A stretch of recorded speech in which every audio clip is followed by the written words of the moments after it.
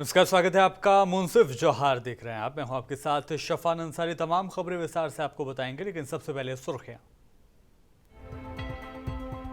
ग्रामीण विकास विभाग मंत्री आलमगीर आलम ने किया अल्ट्रासोनोग्राफी मशीन का उद्घाटन। सदर हॉस्पिटल की पुरानी यादों का भी किया जिक्र।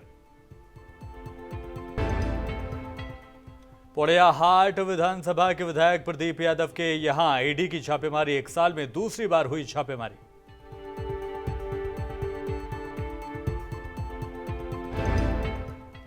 लंबी पूछताछ के बाद पीएलएफआई सुप्रीमो कोर्ट में पेश। एनआईए की विशेष अदालत ने न्यायिक हिरासत में भेजा।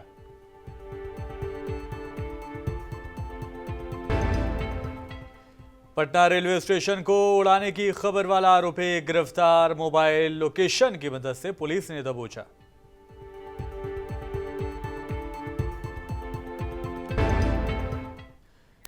पाकुड़ स्थित सोनाजोड़ी सदर अस्पताल में ग्रामीण विकास विभाग मंत्री आलमगीर आलम के करकमलों द्वारा डीएमएफटी फंड से स्थापित अल्ट्रासोनोग्राफी मशीन का उद्घाटन किया गया। इस प्रोग्राम में उपायुक्त वरुण रंजन, उप विकास आयुक्त Mohammad Shahid Akhtar, civil surgeon doctor Mantu Kumar Tekriwal, अपर मुख्य चिकित्सा अधिकारी डॉक्टर अरविंद कुमार सिंह, स्थापना उप समाहर्ता विकास कुमार त्रिवेदी, सदर अस्पताल उपाधीक्षक डॉक्टर संजय कुमार झा, जिला शमयाब अधिकारी डॉक्टर एहतिशाम उद्दीन और दीगर लोग मौजूद रहे। मैं आप सबको हार्दिक अभिनंदन करता हूं कि आज आप लोग यहाँ आकर सरकारी नहीं, यहाँ के चिकित्सक मैनेजमेंट को भी हौसला बुलंद करने की काम आप लोगों ने किया। सदर हॉस्पिटल की जब बातें और यादें, मुझे कुछ है खट्टा और मीठा अनुभव भी है।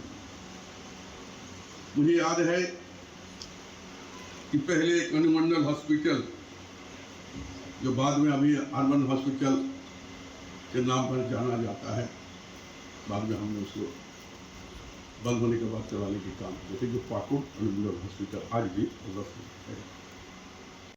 आज के कार्यक्रम में झारखंड के पूर्व ग्रामीण विकास मंत्री से वर्तमान पोड़ैयाहाट विधानसभा के विधायक प्रदीप यादव के सरकांडा में ईडी ने छापेमारी की है, जहां प्रदीप यादव के नजदीक रहने वाले दर्जनों लोगों के घरों पर भी एक साथ छापेमारी की गई है।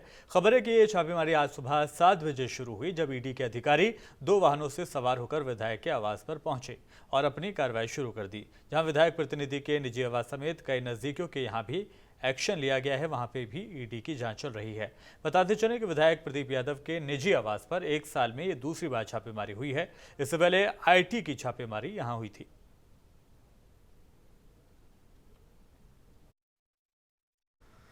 और लगातार 8 दिनों तक एनआईए द्वारा की गई पूछताछ के बाद कड़ी सुरक्षा के बीच पीएलएफआई सुप्रीमो दिनेश गोप को एनआईए की कोर्ट में पेश किया गया, जिसके बाद एनआईए की विशेष अदालत ने दिनेश गोप को न्यायिक हिरासत में जेल भेज दिया है। एनआईए और झारखंड पुलिस ने पीएलएफआई सुप्रीमो दिनेश गोप को बीते 21 मई को गिरफ्तार किया था। गिरफ्तार किए जाने के बाद दिनेश गोप को एनआईए ने विशेष कोर्ट में पेश किया था, जिसके बाद पूछताछ के लिए कोर्ट ने दिनेश गोप को 8 दिनों की कस्टडी दी थी। एनआईए को दी गई कस्टडी का आज आखिरी दिन था, जिसे लेकर कोर्ट के समक्ष आज पेश किया गया।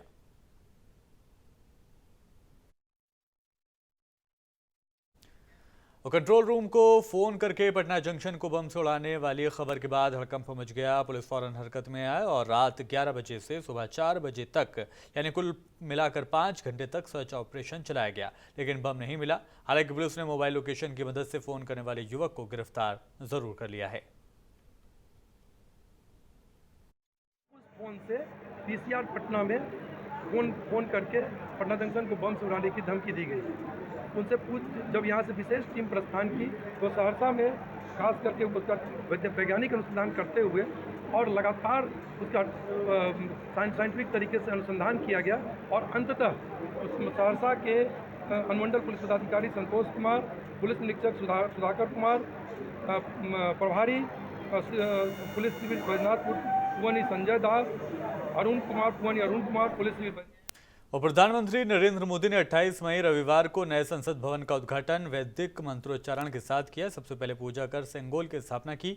उद्घाटन की शुरुआत में मंत्रोच्चारण हुआ और उसके बाद सेंगोल स्थापित कर संसद का विधिवत उद्घाटन किया गया। इसे लेकर विपक्षी काफी नाखुश रहे। उनका साफ तौर पर यह कहना है कि देश का सबसे बड़ा सम्मानित पद अगर है तो वो है महामहिम राष्ट्रपति का, लेकिन उस सदन का उद्घाटन अपने देश के प्रधानमंत्री नरेंद्र मोदी के द्वारा किया गया है। ये कहीं से सही नहीं है। नए संसद भवन का उद्घाटन राष्ट्रपति महामहिम द्रौपदी मुर्मू को ही करना चाहिए था, लेकिन संसद भवन के उद्घाटन में जेडीयू के उपसभापति हरिवंश नारायण सिंह का वहां पहुंचे हुए थे। उनको लेकर राजनीतिक सरगर्मी अब तेज हो गई है। इस मुद्दे को लेकर भागलपुर विधायक सह कांग्रेस विधानमंडल दल के नेता अजीत शर्मा ने कहा है कि हरिवंश नारायण सिंह जेडीयू के नेता हैं, लेकिन जैसा उनका क्रियाकलाप है इससे ये प्रतीत होता है कि वो भारतीय जनता पार्टी में विलीन होना चाहते हैं। विपक्ष चाहे कांग्रेस हो, आरजेडी हो या जेडीयू हो, सभी इस बात को लेकर नाखुश है। ये नए सदन का जो उद्घाटन समारोह था निश्चित तौर पर राष्ट्रपति को के द्वारा कराना चाहिए। वो सर्वोच्च पद है, उससे बड़ा पद कुछ नहीं होता है देश में। संविधान का वो संरक्षक होती हैं, निश्चित तौर पर उनसे होना चाहिए था। इसका विरोध पूरे विपक्ष के सभी दल कर रहे थे, इसलिए बहुत सभी लोग नहीं गए। आपका जो पूछना है उप सभापति स्थानीय नीति, शिक्षा, स्वास्थ्य, पानी, बिजली के सवाल पर मासस भाकपा माले की ओर से मंगलवार को धनबाद जिला मुख्यालय रणधीर वर्मा चौक से प्रतिरोध मार्च निकालकर धनबाद कोर्ट होते हुए बाबा साहब डॉक्टर भीमराव अंबेडकर चौक होते हुए जिला मुख्यालय रणधीर वर्मा पहुंचकर धरना प्रदर्शन वहां पर किया गया। धरने में मुख्य मांगे झारखंड राज्य में स्थानीय नियोजन नीति खाद्यान्न आधारित सरकार सुनिश्चित करे। राज्य सरकार की घोषणा के अनुसार जिले के गैर सरकारी संस्थानों में स्थानीय को 75% रोजगार जिले का स्थानीय बेरोजगार को ही दिया जाए। चौतरफा निजीकरण, कॉरपोरेट मुखी, लेबर कोड और कृषि का कॉरपोरेटीकरण नीति केंद्र सरकार बंद करे। स्पष्ट विस्थापना और पुनर्वास नीति भी बनाई जाए। ये तमाम मांगे उनके द्वारा की गई। बताएं सर, आज धरना का मुख्य कारण क्या है? धरना का आज मुख्य कारण है कि जिस तरह से झारखंड वासियों को हर जगह उनको उनका हक नहीं दिया जा रहा है, उसके लिए धरना दिया जा रहा है। आज जब बीजेपी की सरकार थी तो हेमंत सोरेन की सरकार ने कहा था कि यहाँ के युवाओं को बेरोजगार नहीं रहने दिया जाएगा, रोजगार की व्यवस्था की जाएगी, बहुत सारी खतियानी नीति पे बात की जाएगी, नियोजन नीति बात की जाएगी। लेकिन आज देखिए सारा कुछ विपरीत चल रहा है।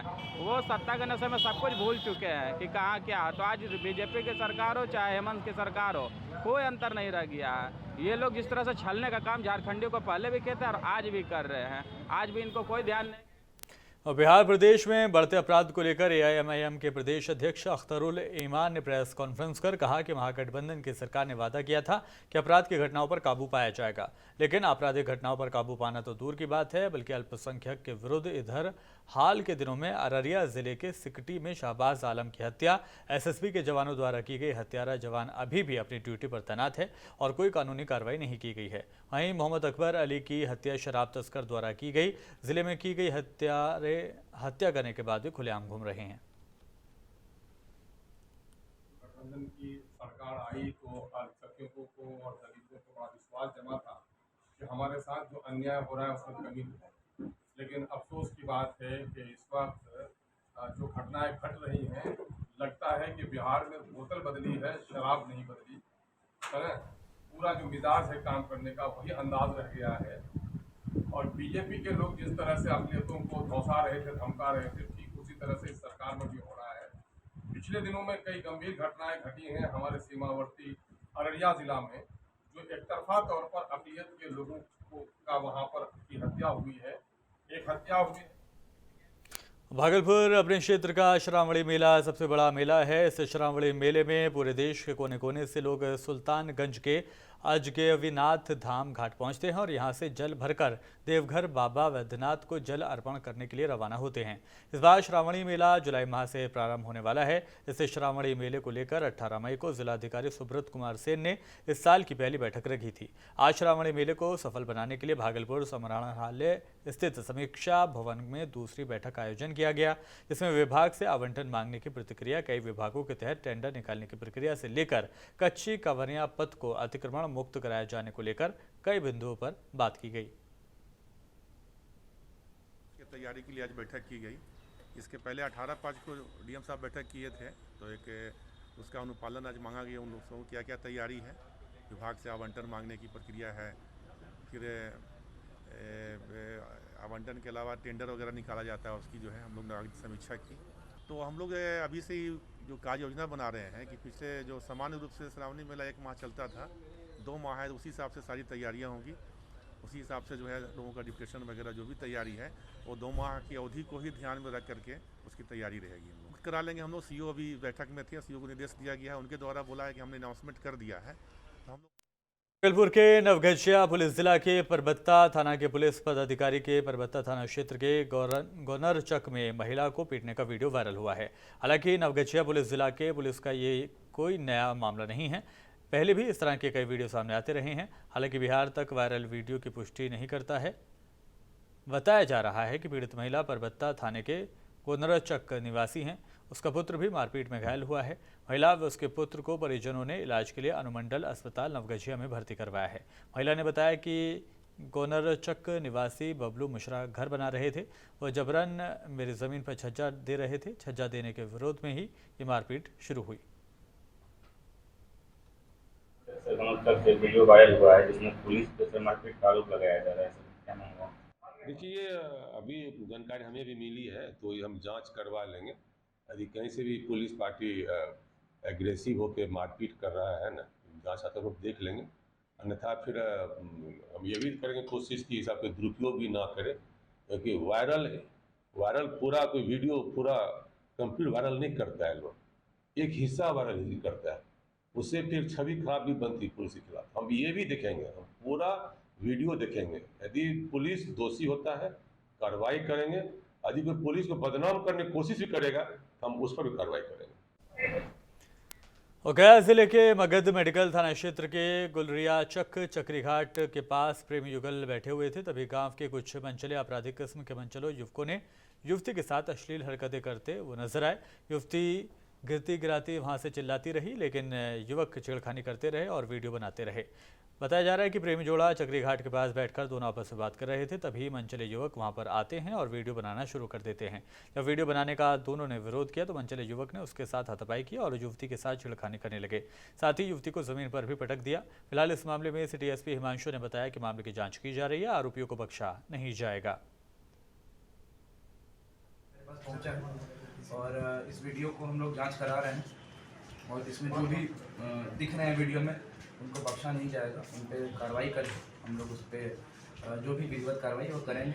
अभी हम लोगों ने अपनी टीम से बात किया है, जो हमारे SHOs हैं, हमारे DSPs हैं, उन लोग को ये वीडियो फॉरवर्ड करके हम लोग बोलेंगे कि उचित कार्रवाई करेंगे। जैसे इस पर कुछ इनपुट मिलती है हम लोग आप लोग को भेज करेंगे। और बढ़ते आगे, राजधानी में जेडीयू के मुख्य प्रवक्ता नीरज कुमार और उनके समर्थकों ने बीजेपी पर वादाखिलाफी का आरोप लगाते हुए हवन कार्यक्रम किया और इस दौरान भाजपा द्वारा पूर्व में किए गए वायदों को मंत्र के रूप में पढ़ते हुए हवन कुंड में वैदिक विधि की तरह धूप डालकर स्वाहा स्वाहा का आवाज भी लगाई गई। आप तस्वीरों के जरिए देख सकते हैं कि किस तरह से हवन कार्यक्रम चल रहा है और इसमें जेडीयू के मुख्य प्रवक्ता नीरज कुमार अपने समर्थकों के बीच बैठे हुए हैं और इस दौरान हवन किया जा रहा है। नीरज कुमार के मुताबिक पिछले 9 साल में केंद्र की भाजपा सरकार ने जो वादे किए थे उसे पूरा नहीं किया गया और इससे जनता को काफी नुकसान पहुंचा है। इस कारण बीजेपी को सुदबुद्धि आए, इसके लिए हवन किया गया।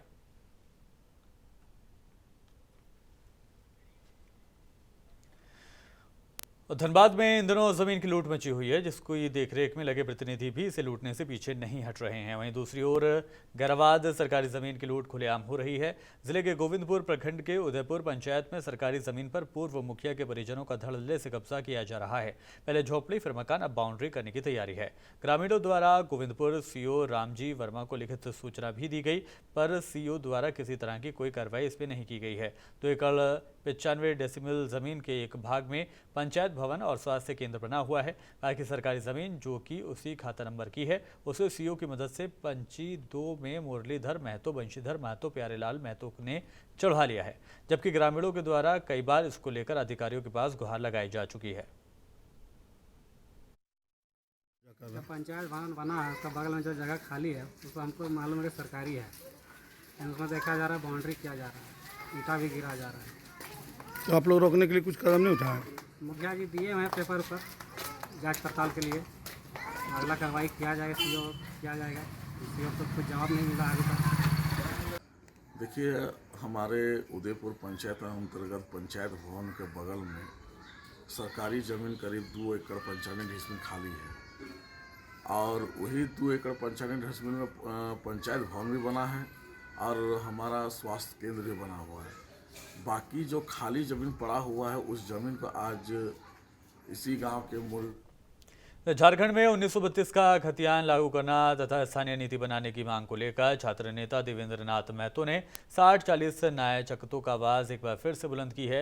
उन्होंने कहा कि झारखंड में खतियान को स्थानीयता का आधार बनाया जाए। 1932 के खतियान के आधार पर ही स्थानीय नीति के साथ ही नियोजन नीति बनाई जाए। उन्होंने कहा कि झारखंड के मूलवासियों व आदिवासियों के हित के लिए खतियान आधारित नीति नियोजन और स्थानीय नीति बनाई जाए और ये बेहद ज़रूरी है। इसलिए 1932 का खतियान राज्य सरकार नियोजन व स्थानीयता के लिए लागू किया जाए।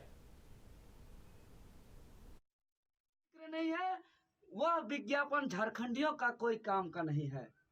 इसीलिए आज हम मांग करते हैं कि 60-40 हकमार नीति नए चलतो झारखंडी आदिवासी मूलवासी के लिए तृतीय और चतुर्थ वर्ग की नौकरी में 100% सुनिश्चित करे है। तो सेवक गण हम हड़ताल पर हैं, आज 22वां दिन इनका है। मैं इनके कार्यक्रम स्थल पर धरना स्थल पर पहुंचा। इन लोगों ने एक मांग पत्र दिया है जिसमें विभागीय कुछ तकनीकी विषयों को लेकर इन लोगों को आपत्ति है और सरकार से मांग के लिए बैठे हैं और हमसे आग्रह किया है कि यह बात माननीय मुख्यमंत्री तक पहुंचे। मैं आश्वस्त कराना चाहता हूं कि इनका जो मांग पत्र है, जो इनका विषय माननीय मुख्यमंत्री तक मेरे माध्यम से जाएगा, माननीय मंत्री हफीजुल साहब तक जाएगा और उम्मीद है कि इस संदर्भ में बहुत जल्द इन लोगों के हित में और झारखंड के हित में, क्योंकि पंचायत का काम भी बाधित है। भागलपुर नगर निगम के इतिहास में पहली बार अब जनता की परेशानी को सुनने और उसके समाधान को लेकर जनता दरबार का आयोजन किया जा रहा है। ये जनता दरबार आज मई महीने के आखिरी मंगलवार 30 मई से प्रारंभ हो गया है। गौरतलब हो कि नगर निगम में लगने वाले जनता दरबार हर महीने के पहले और आखिरी मंगलवार को दोपहर 12 बजे से लगना तय हुआ है। इसी बाबत आज जनता दरबार पहला दिन लगाया गया और भागलपुर के कई वार्डों से फरियादी अपनी फरियाद को लेकर नगर निगम के विभिन्न विभागों के शाखा प्रभारी के पास पहुंचे और अपनी परेशानी को साझा किया।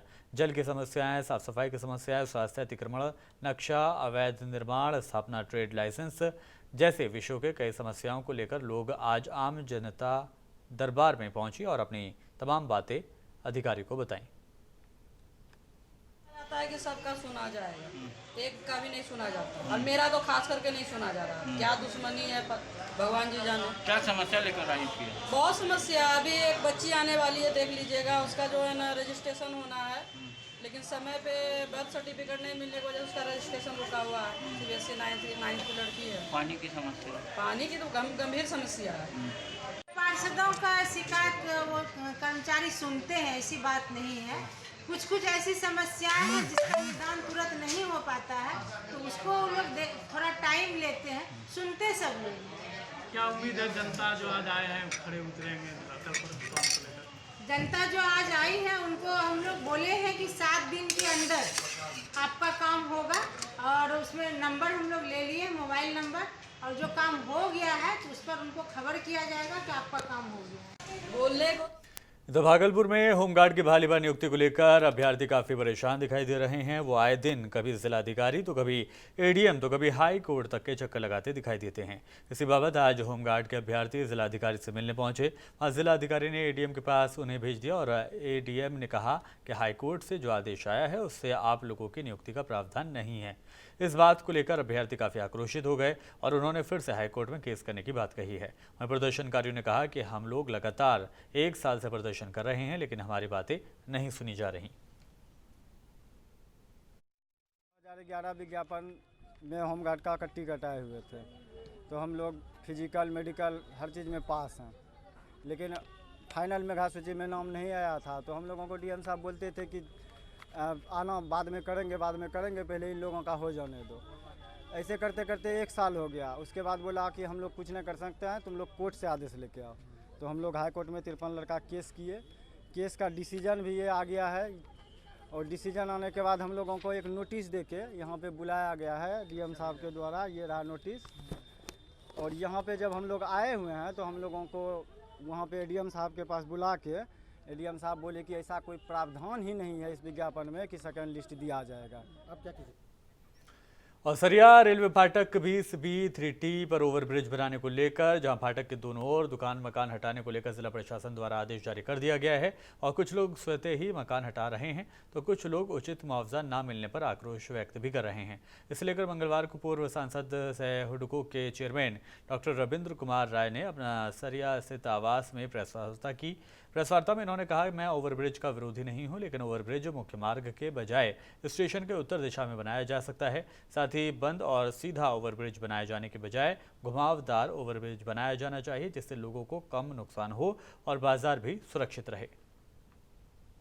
रेलवे के क्रॉसिंग पे ओवरब्रिज बनाने के लिए प्रशासन अपनी सक्रियता दिखा रही है, परंतु इसको कैसे बनेगा, कब बनेगा और उसमें कितना का खर्च होगा, उसका आकार प्रकार क्या होगा, इसके बारे में जनता को कोई स्पष्टीकरण नहीं दिया है।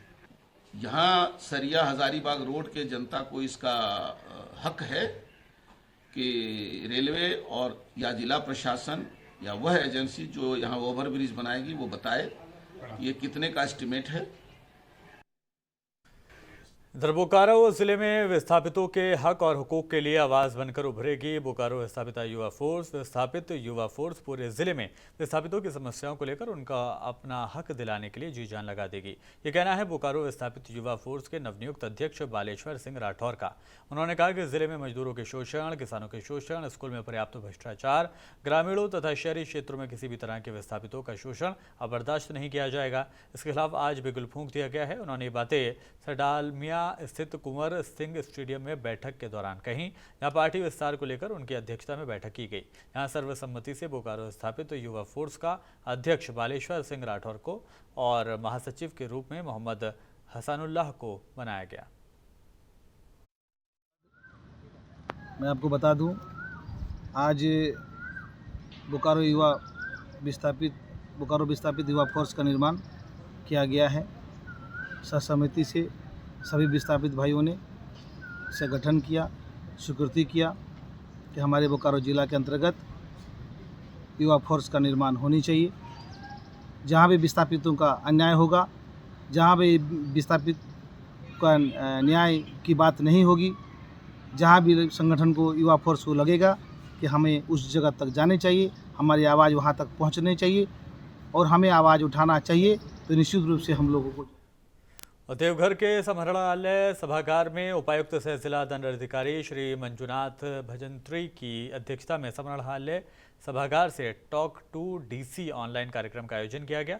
इस दौरान जिले के सभी 10 प्रखंड से CSC केंद्रों के माध्यम से जिले के विभिन्न पंचायतों के लोगों के अलावा क्लस्टर लेवल फेडरेशन और विलेज ऑर्गेनाइजेशन के माध्यम से आमजनों ने उपायुक्त से ऑनलाइन मुलाकात कर अपनी समस्याओं से अवगत कराया। इस दौरान उपायुक्त श्री मंजुनाथ भंजंत्री ने पूर्व के टॉक टू डीसी कार्यक्रम में दिए गए निर्देशों के अनुपालन की बिंदुवार समीक्षा करते हुए अधिकारी को निर्देशित किया कि प्राथमिकता के आधार पर कार्यक्रम में आने वाले फरियादियों से जुड़ी शिकायतों का समाधान किया जाए। इसमें बहुत ही अहम बिंदु है जो महिला पहलवान आपका 23 अप्रैल से धरना पर बैठी हुई हैं और अभी तक उनका एक FIR दर्ज नहीं हो रहा है। तो आप समझ सकते हैं देश की जो कानून व्यवस्था है वो किनके लिए है और कहाँ लागू होगा। जो बेटियां देश की शान बनी हुई हैं, जो अंतर्राष्ट्रीय खेलों में देश के नाम पर मेडल जीत के ला के देश के नाम पर करती हैं, उस बेटियों का ये हश्र है। तो आज लगभग 200 से भी अधिक जगह से VO, CLF और प्रज्ञा केंद्र जुड़े हुए थे और उनके अलग अलग समस्याएं सामने आए, जैसे कि किसी के जो पेंशन की मामला जो है उनको पेंशन की स्वीकृति हो चुकी है, लेकिन बैंक अकाउंट में सही नंबर नहीं रहने के कारण उनको पैसे नहीं जा रही थी, तो वो हम लोगों ने निष्पादन किए। और साथ में जो है जैसे महात्मा गांधी नरेगा का भी एक जो मार्को मुंडा का घटना सामने आई, जो उनके खाते में पैसे जा रही है लेकिन बैंक बता रही है कि उनका खाता ही नहीं है, तो ये काफ़ी गंभीर और देवघर बाबा बैजनाथ की नगरी में आज गंगा दशहरा को लेकर देवघर के शिव गंगा और बाबा बैजनाथ मंदिर में काफ़ी संख्या में श्रद्धालु पूजा अर्चना करते हुए देखे गए। इतनी गर्मी के बाद भी लंबी कतारों में श्रद्धालु 2-2, 3-3 घंटे तक खड़े रहकर पूजा करने को लेकर अपना इंतजार करते रहे। आज गंगा दशहरा के दिन बहुत से मांगलिक कार्यमंडन और अनुष्ठान मंदिर में करते देखे गए।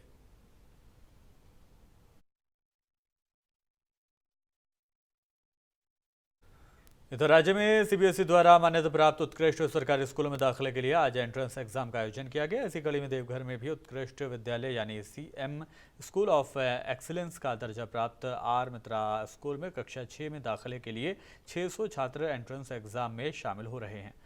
आपको बता दें कि जिले में 3 स्कूलों को उत्कृष्ट विद्यालय का दर्जा मिला है, जहाँ अब प्राइवेट स्कूलों की तर्ज पर ही सीबीएसई पाठ्यक्रम के मुताबिक पढ़ाई की जाएगी।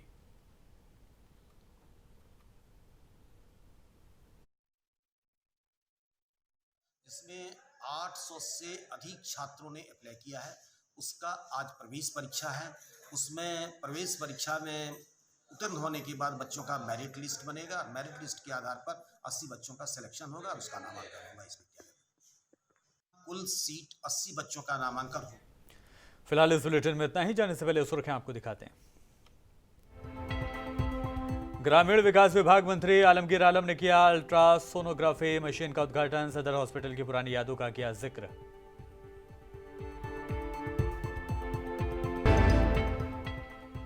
पोड़ैयाहाट विधानसभा के विधायक प्रदीप यादव के यहां आईडी की छापेमारी। 1 साल में दूसरी बार हुई छापेमारी।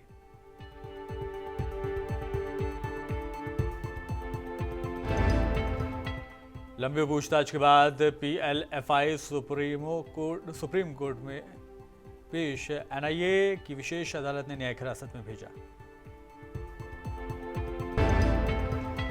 पटना रेलवे स्टेशन को उड़ाने की खबर वाला आरोपी गिरफ्तार। मोबाइल लोकेशन की मदद से पुलिस ने धर दबोचा।